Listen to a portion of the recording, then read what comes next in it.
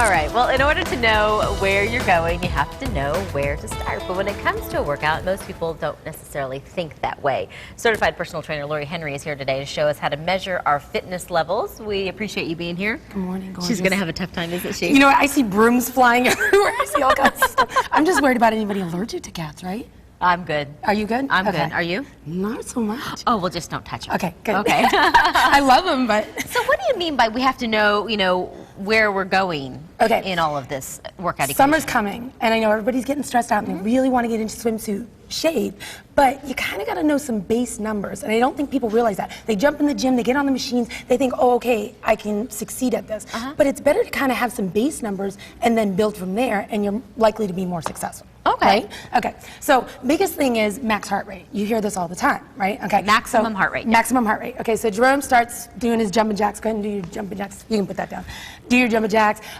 Early morning. Okay. The first measurement you need is the resting heart rate. Okay. Have to do that before you put your foot on the ground. Okay. Take a 10-second read. Okay. Fingers, 2 fingers. Okay. Not your thumb in the Adam's apple area right here. Okay. Or on the radial. Okay, 10 seconds, 60 seconds, you've got your measurement, okay? It should read about 70 resting heart rate. Elite athletes, they can have a resting heart rate of about 40, okay? Yeah, it's kind of ridiculous. Where'd you go?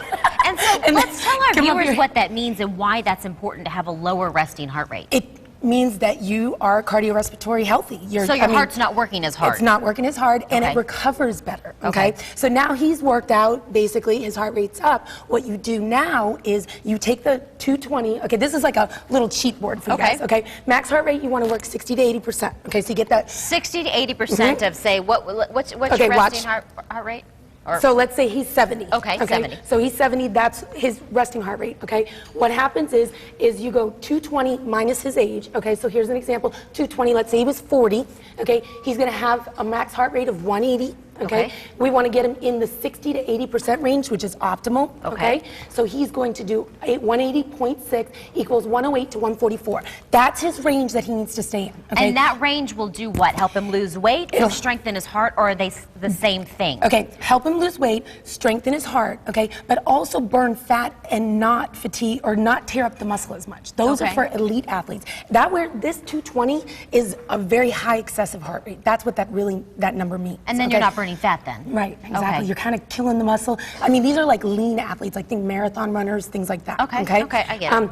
Then what happens is the most important part, and this is probably for many of the viewers, is the recovery heart rate, okay? That is when he's all done working out. 2 minutes after the workout, take the test again, okay? It should be dropping about 20 beats above your resting heart rate. So let's say he had a 70 resting heart rate, he should be coming in within that 2 minutes recovering to 90. Otherwise, he's overworking. And he needs to bring that down. Okay. With regular exercise, you can actually decrease your beats per minute by 5 to 10.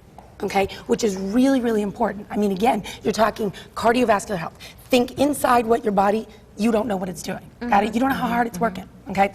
Now that's that. The other thing is GXT. That's another number that you can get. I highly recommend this. If you have any health issues, okay, get this done first and go to a health professional. Okay. It's called a graded exercise test, and they'll put you on the treadmill and they'll monitor every number and every heart rate. That's from your general practitioner? Yes. Okay. So this way you don't maybe have to go into the gym and get it done. Okay. Now the other thing is measurements. Okay.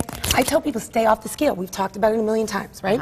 Neck, ironically, is a very good place to take a measurement. Really? Yeah, it's very. Do you ever see people lose weight? You guys said it to me when I last week. You saw it right in here. Okay. We tend to lose that. So this is a nice base measurement to get, okay? Same thing with arms. These are great base measurements. Now, a lot of times you'll see a trainer take a measurement on the thigh, right?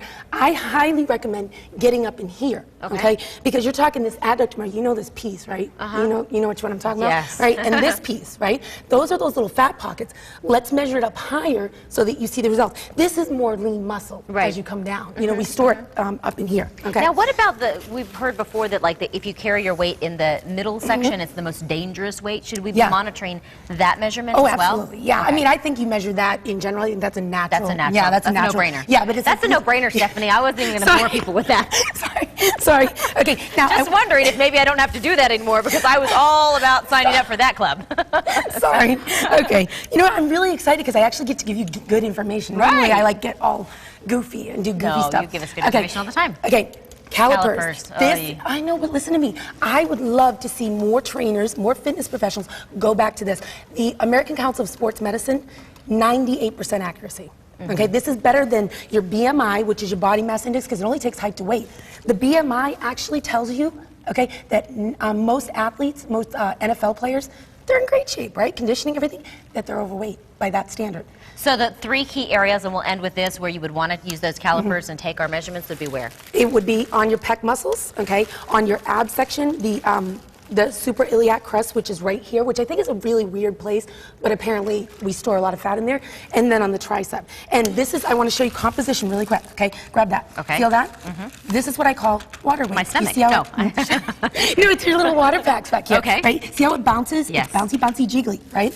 This is what is considered adipose cells. These are your fat cells, okay? So when you take a measurement, you remember the campaign with the Special K? Yes. Can you pinch an inch, right? So you want to pinch an inch, you want to get the water out and find this crusty material. That's for the the hard adipose part. cells. Okay. And that's your fat tissue, and that's what you would pull. And so you pull away and grab that, then you get your body fat percentage. And then you have the electrostatic ones that Great I numbers, know, very there's ways to get informational. it. We went through a lot of stuff, but you know what? The best way for you to get more information is to get yourself in contact with Lori. She can walk you through some of this, and so we do appreciate you. Yeah. BMR too, I forgot about that. Keep those calipers away from me. Okay. Keep them away from me. Andy?